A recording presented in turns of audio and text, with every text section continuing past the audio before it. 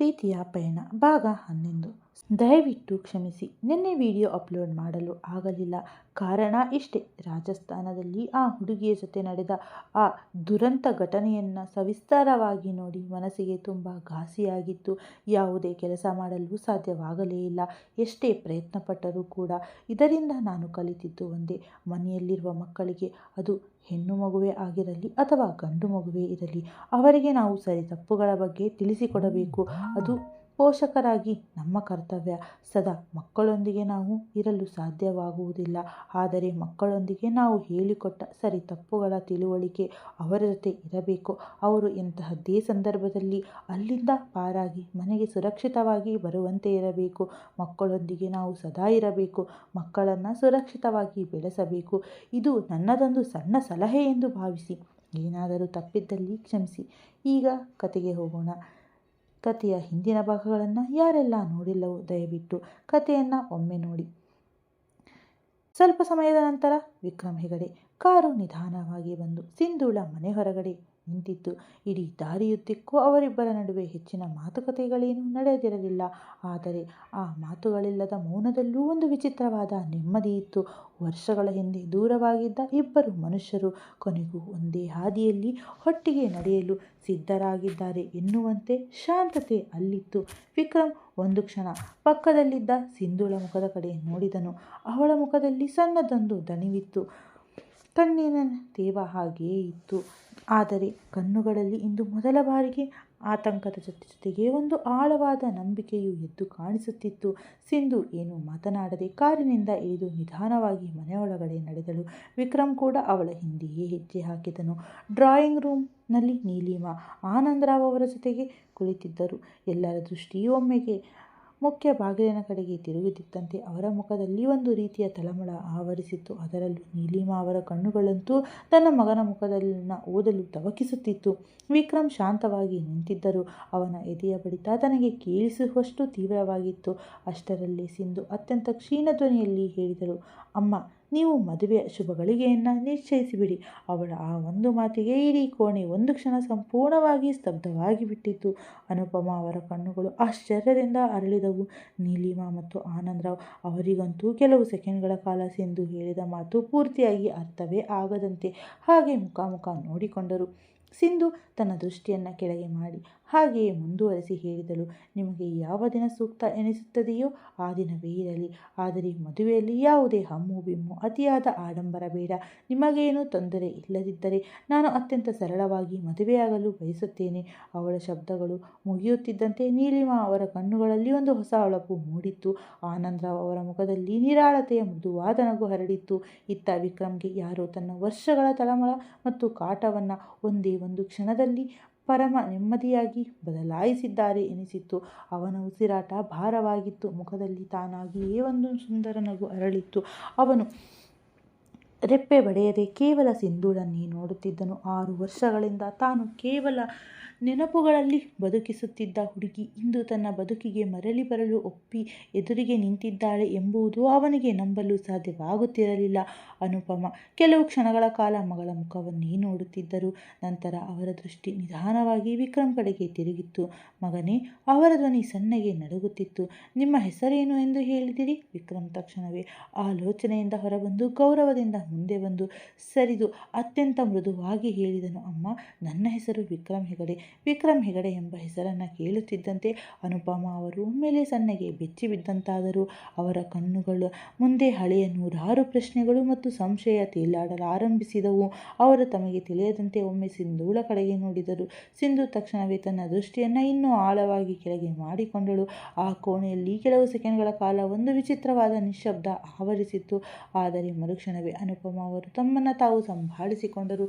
ಅವರು ತಮ್ಮ ಮುಖದಲ್ಲಿದ್ದ ಆತಂಕವನ್ನು ಮರೆಮಾಚುತ್ತಾ ಕೃತಕವಾದ ನಗುವನ್ನು ತಂದುಕೊಂಡು ಹೇಳಿದರು, "ಅಯ್ಯೋ ನೋಡಿ ನನ್ನ ಹುಚ್ಚುತನವನ್ನು. ಇಷ್ಟೊಂದು ದೊಡ್ಡ ಸಂತೋಷದ ವಿಷಯ ಇಟ್ಟುಕೊಂಡು ನಿಮ್ಮನ್ನು ಹಾಗೆ ನಿಲ್ಲಿಸಿದ್ದೇನಲ್ಲ."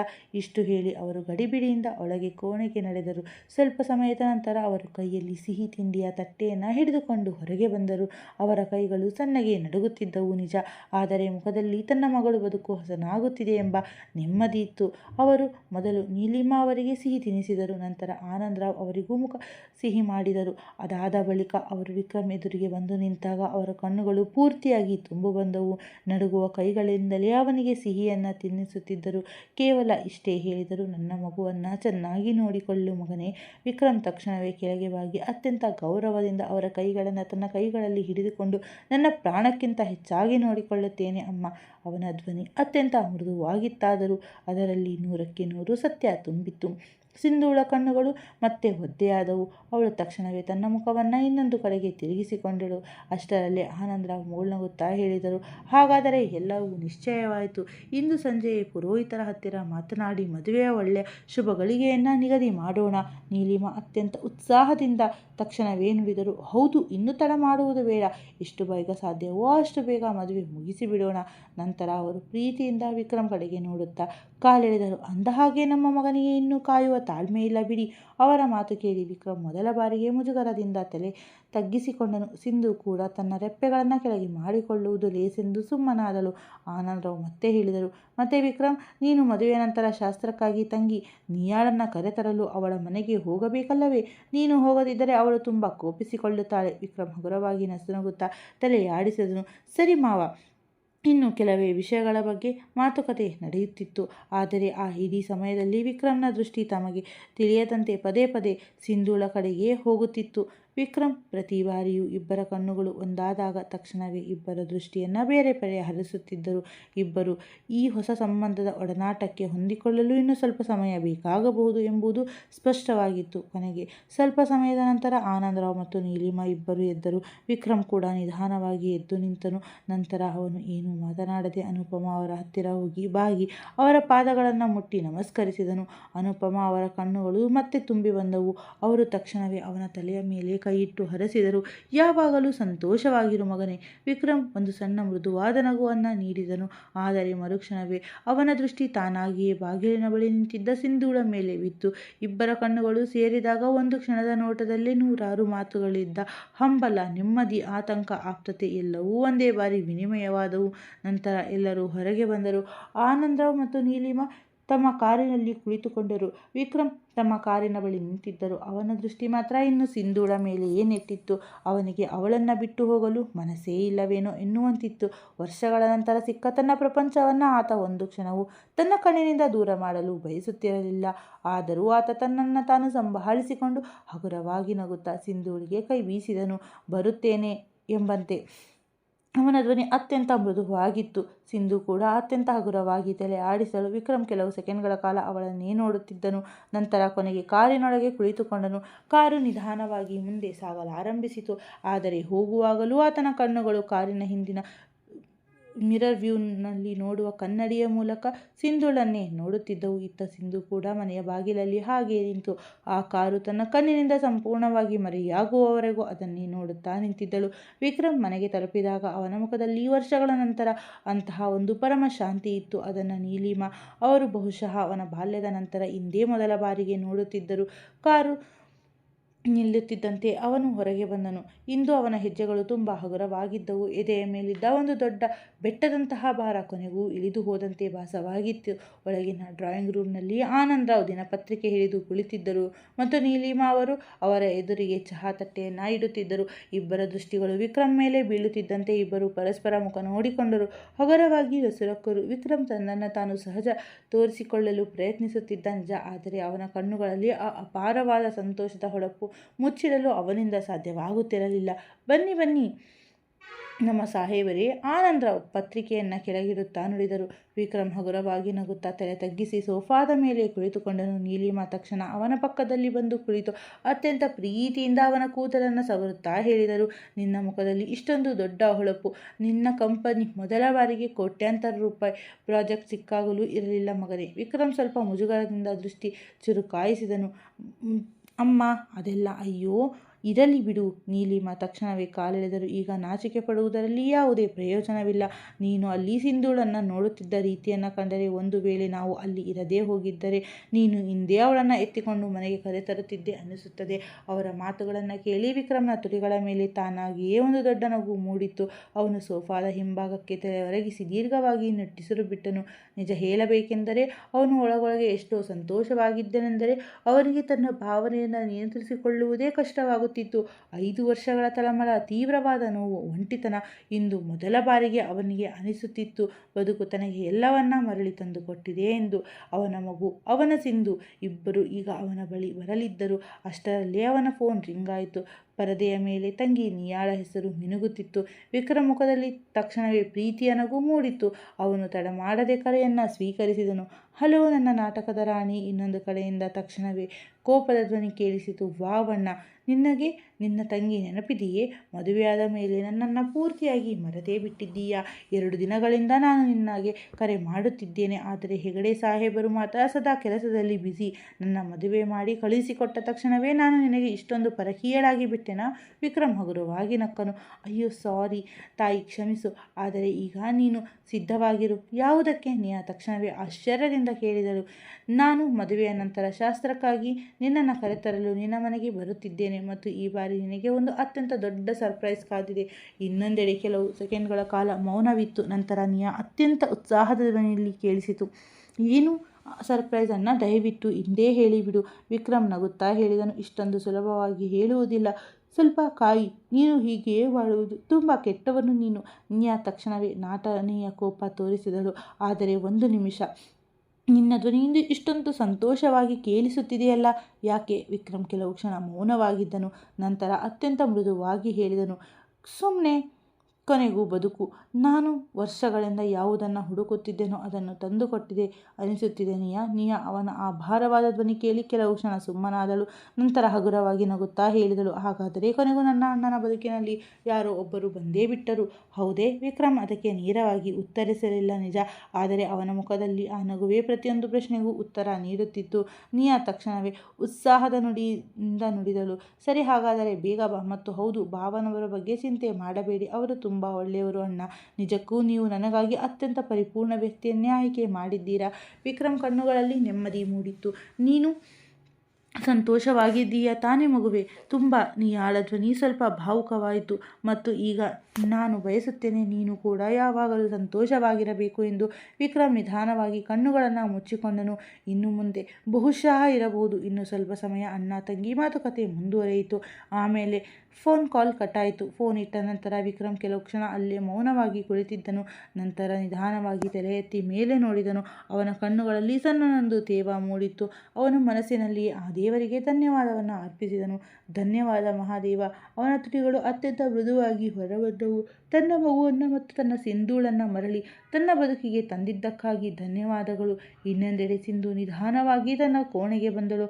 ಹೊರಗಿನಿಂದ ಅತ್ಯಂತ ಶಾಂತವಾಗಿ ಕಾಣಿಸುತ್ತಿದ್ದ ಅವಳ ಪ್ರಪಂಚ ಒಳಗಡೆ ಸಂಪೂರ್ಣವಾಗಿ ತಲ್ಲಣಗೊಂಡಿತ್ತು.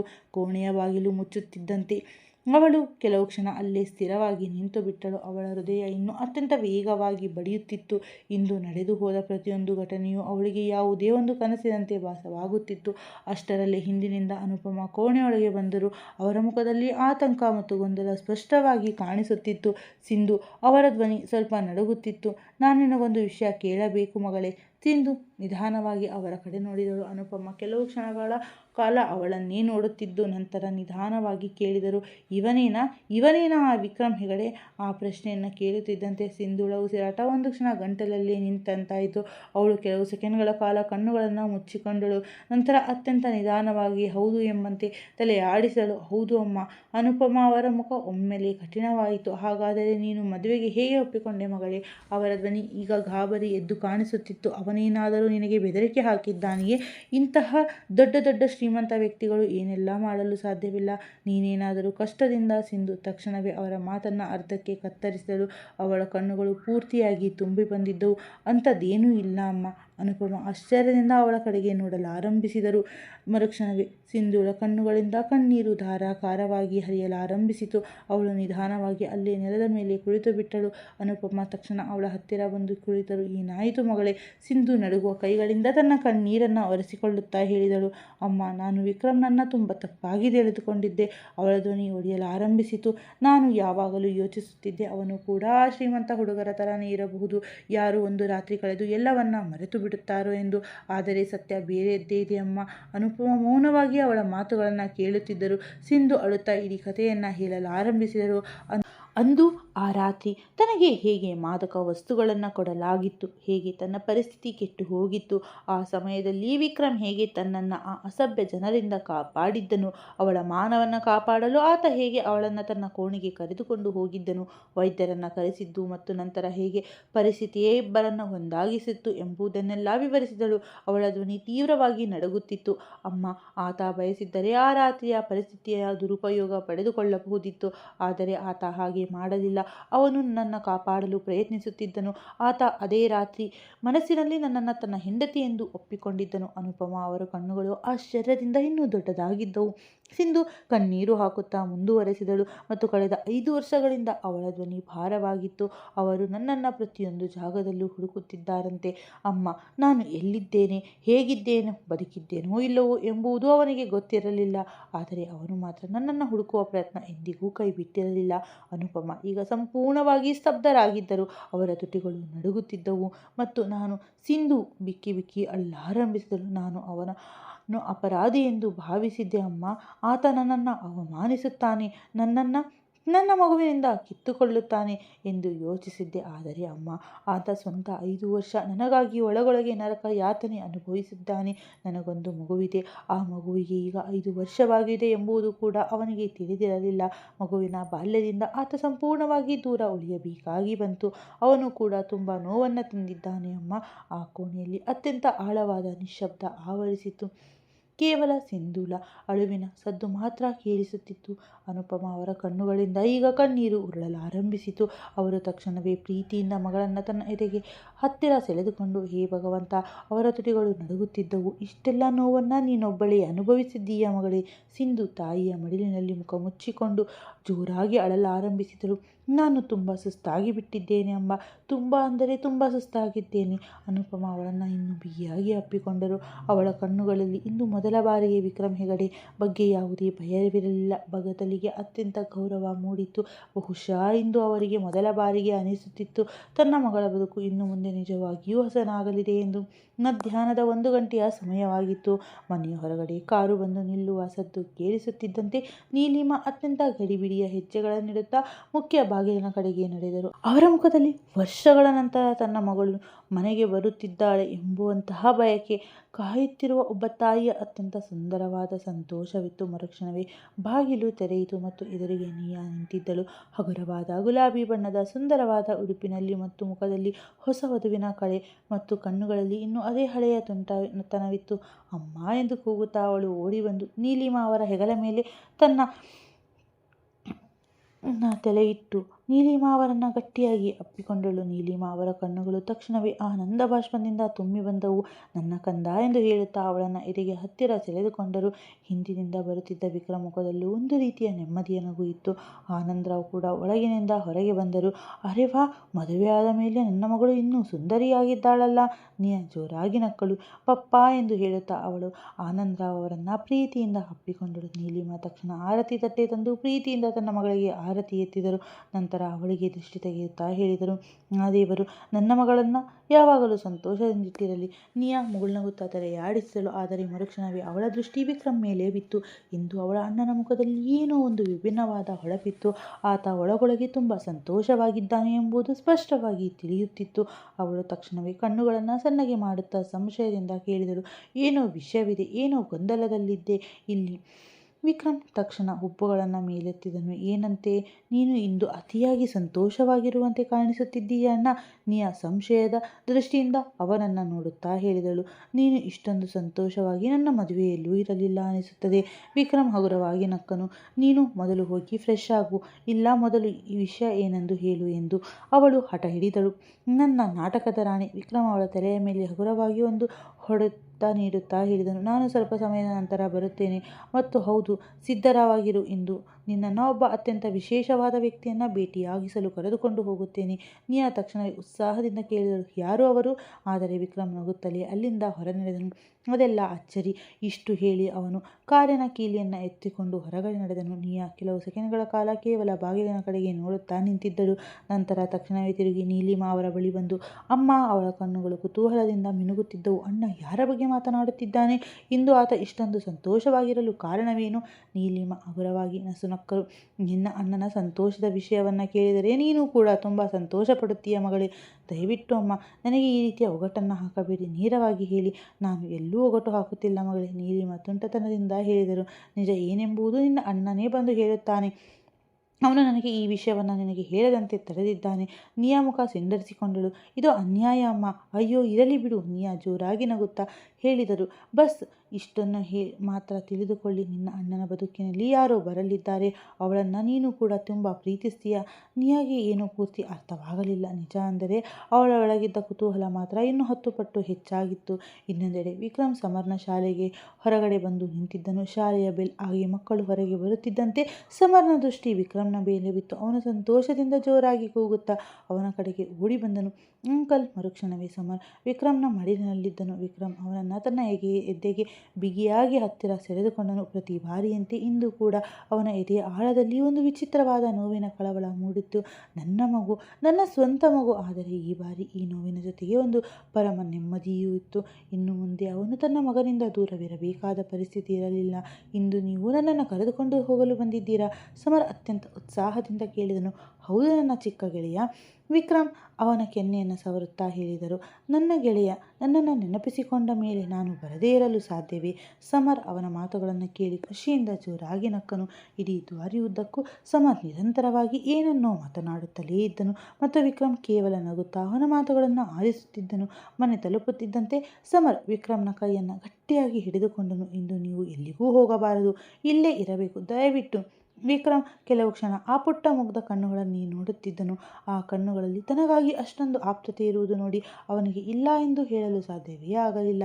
ಸರಿ, ಅವನು ಮುಗುಳ್ನಗುತ್ತಾ ಹೇಳಿದನು. ನಾನು ಇನ್ನು ಸ್ವಲ್ಪ ಸಮಯ ಇಲ್ಲೇ ಇರುತ್ತೇನೆ. ಸಮರ್ ಸಂತೋಷದಿಂದ ಮೇಲಕ್ಕೆ ಹಾರಿ ಅಡುಗೆ ಮನೆಯೊಳಗೆ ಹೋದನು.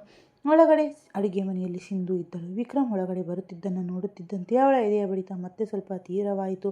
ಆದರೆ ಆ ತಳಮಳದಲ್ಲಿ ಇಂದು ಭಯವಿರಲಿಲ್ಲ, ಬದಲಿಗೆ ಒಂದು ರೀತಿಯ ಆಪ್ತತೆ ಇತ್ತು. ವಿಕ್ರಮ್ ಇಡೀ ಸಂಜೆಯನ್ನು ಸಮರ್ ಜೊತೆಯೇ ಕಳೆದನು. ಒಮ್ಮೆ ಅವನಿಗೆ ಪ್ರೀತಿಯಿಂದ ಊಟ ಮಾಡಿಸುತ್ತಿದ್ದನು, ಮತ್ತೊಮ್ಮೆ ಅವನ ಶಾಲೆಯ ಮಾತುಗಳನ್ನು ಕೇಳುತ್ತಿದ್ದನು. ಸಿಂಧು ಸ್ವಲ್ಪ ದೂರದಲ್ಲಿ ನಿಂತು ಇವೆಲ್ಲವನ್ನ ಕಣ್ತುಂಬ ನೋಡುತ್ತಿದ್ದಳು. ಅವಳ ಕಣ್ಣುಗಳು ಪದೇ ಪದೇ ಆನಂದ ಬಾಷ್ಪದಿಂದ ತುಂಬಿ ಬರುತ್ತಿದ್ದವು. ಬಹುಶಃ ಇಂದು ಅವಳಿಗೆ ಮೊದಲ ಬಾರಿಗೆ ಮನವರಿಕೆ ಆಗಿತ್ತು. ಸಮರ್ನಿಗೆ ಕೊನೆಗೂ ತನ್ನ ತಂದೆಯ ನಿಜವಾದ ಪ್ರೀತಿ ಸಿಗುತ್ತಿದೆ ಎಂದು. ಊಟ ಮುಗಿದ ನಂತರ ವಿಕ್ರಮ್ ಎದ್ದು ನಿಂತನು ಮತ್ತು ಸಿಂಧುಳ ಕಡೆಗೆ ನೋಡುತ್ತಾ ಅತ್ಯಂತ ಮೃದುವಾಗಿ ಹೇಳಿದನು. ಇಂದು ಸಂಜೆ ಸಿದ್ಧವಾಗಿರು. ಸಿಂಧು, ನಿನ್ನನ್ನು ನಿಯಾಳ ಜೊತೆ ಭೇಟಿಯಾಗಿಸಲು ಕರೆದುಕೊಂಡು ಹೋಗಬೇಕು. ಸಿಂಧು ಸ್ವಲ್ಪ ಆಶ್ಚರ್ಯದಿಂದ ನೋಡಿದಳು. ನಿಯಾ? ವಿಕ್ರಮ್ ನಗುತ್ತಾ ಹೇಳಿದನು. ನನ್ನ ತಂಗಿ ನಿನ್ನನ್ನು ಭೇಟಿಯಾಗಲು ಅತ್ಯಂತ ಉತ್ಸಾಹದಿಂದ ಕಾಯುತ್ತಿದ್ದಾಳೆ. ಸಿಂಧು ನಿಧಾನವಾಗಿ ತಲೆಯಾಡಿಸಿದಳು. ಸ್ವಲ್ಪ ಸಮಯದ ನಂತರ ವಿಕ್ರಮ್ ಹೊರಡಲು ಸಿದ್ಧನಾದನು. ಸಿಂಧು ಅವನನ್ನು ಕಳುಹಿಸಿಕೊಡಲು ಬಾಗಿಲವರೆಗೂ ಬಂದಳು. ಹೊರಗೆ ಸಣ್ಣಗೆ ತಂಗಾಳಿ ಬೀಸುತ್ತಿತ್ತು. ಇಬ್ಬರು ಕೆಲವು ಸೆಕೆಂಡ್ಗಳ ಕಾಲ ಏನೂ ಮಾತನಾಡದೆ ಮೌನವಾಗಿ ನಿಂತಿದ್ದರು. ವಿಕ್ರಮ್ ಕೆಲವು ಕ್ಷಣ ಅವಳ ಮುಖವನ್ನೇ ನೋಡುತ್ತಿದ್ದನು. ಆಮೇಲೆ ಕೊನೆಗೆ ಕಾರಿನಲ್ಲಿ ಕುಳಿತು ಹೊರಟು ಹೋದನು. ರಾತ್ರಿಯ ಸಮಯದಲ್ಲಿ ವಿಕ್ರಮ್ ನಿಯಾಳನ್ನು ಕರೆದುಕೊಂಡು ನಗರದ ಒಂದು ಅತ್ಯಂತ ಸುಂದರವಾದ ಹೋಟೆಲ್ಗೆ ತಲುಪಿದನು. ಇಡೀ ಉಪಹಾರ ಮಂದಿರ ಹಗುರವಾದ ಬಂಗಾರದ ಬಣ್ಣದ ದೀಪಗಳಿಂದ ಕಂಗೊಳಿಸುತ್ತಿತ್ತು.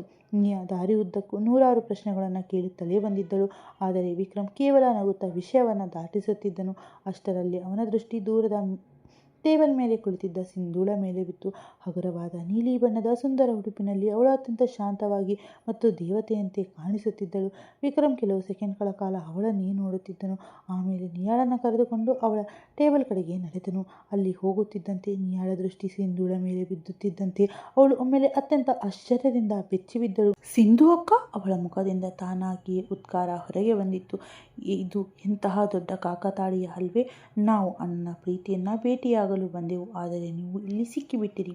ನೀವು ಕೂಡ ಇಲ್ಲಿ ಯಾರಿಗಾದರೂ ಕಾಯುತ್ತಿದ್ದೀರಾ? ಸಿಂಧು ಹಗುರವಾಗಿ ನಸುನಕ್ಕಳು. ವಿಕ್ರಮ್ಗೆ ಇನ್ನೂ ತನ್ನನ್ನು ತಾನು ತಡೆಯಲು ಸಾಧ್ಯವಾಗಲೇ ಇಲ್ಲ.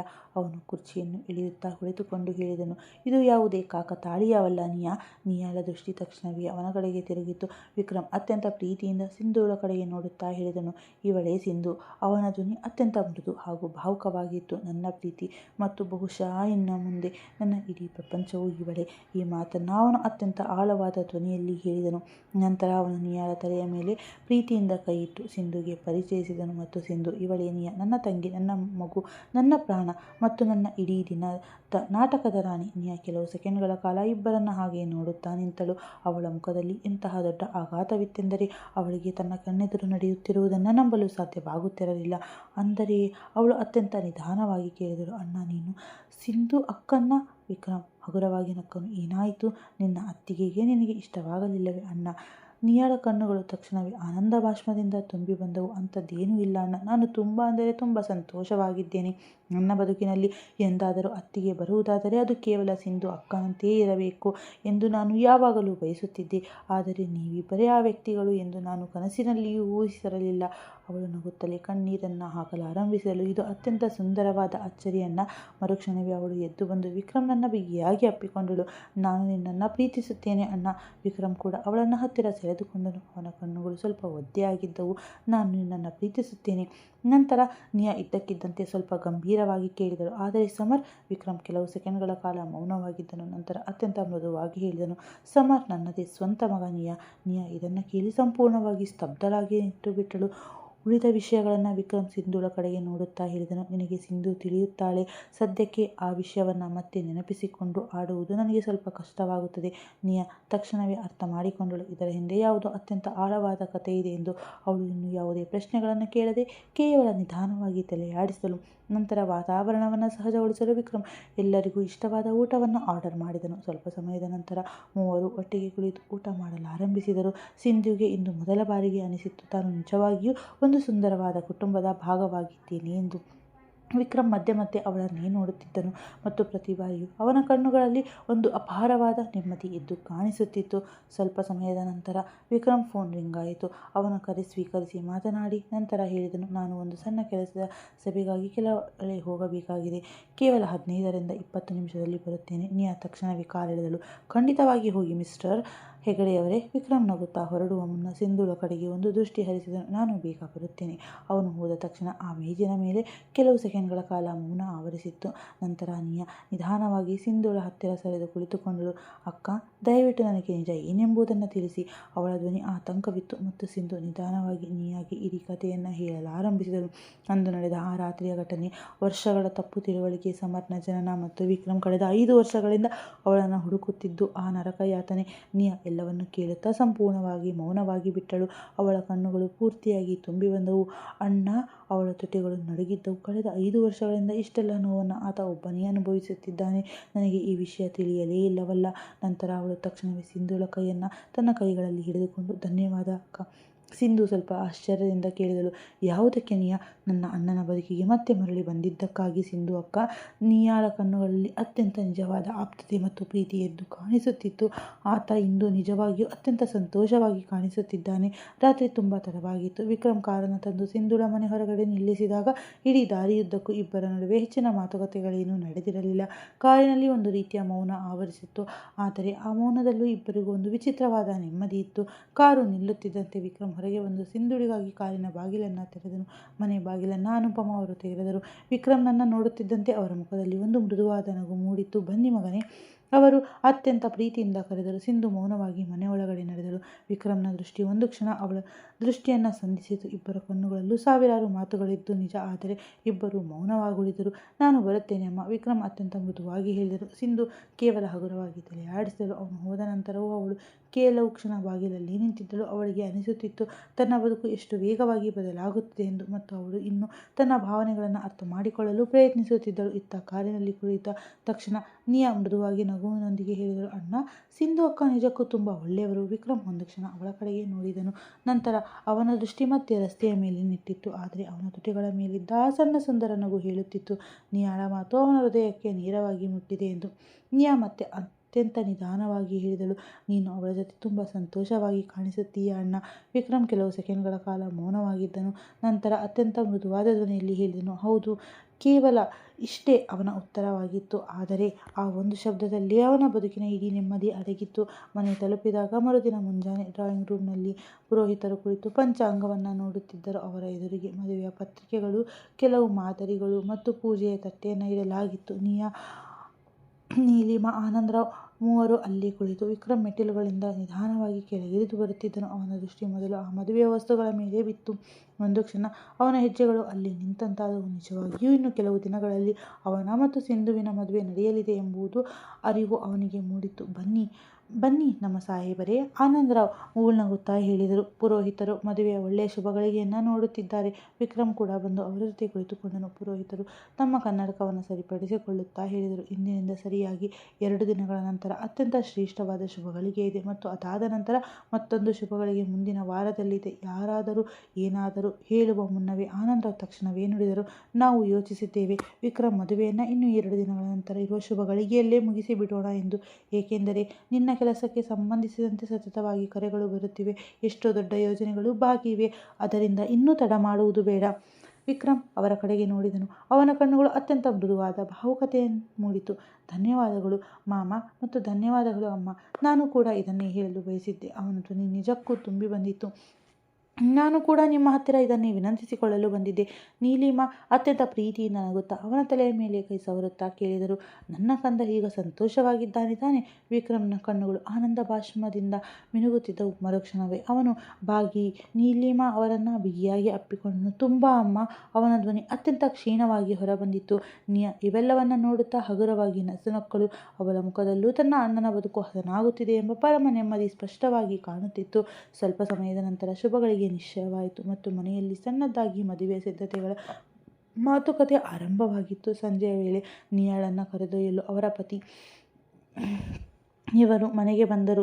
ಹೊರಡುವ ಮುನ್ನ ನಿಯಾ ವಿಕ್ರಮ್ ಹತ್ತಿರ ಬಂದು ಅತ್ಯಂತ ನಿಧಾನವಾಗಿ ಹೇಳಿದಳು, ಅಣ್ಣ, ನಾನು ನಾಳೆಯೇ ಮರಳಿ ಬರುತ್ತೇನೆ. ಮತ್ತು ಹೌದು, ಸಿಂಧು ಅಕ್ಕನ ಕಡೆಗೆ ನಿನ್ನ ಗಮನವಿರಲಿ. ಅವರನ್ನು ಚೆನ್ನಾಗಿ ನೋಡಿಕೊ.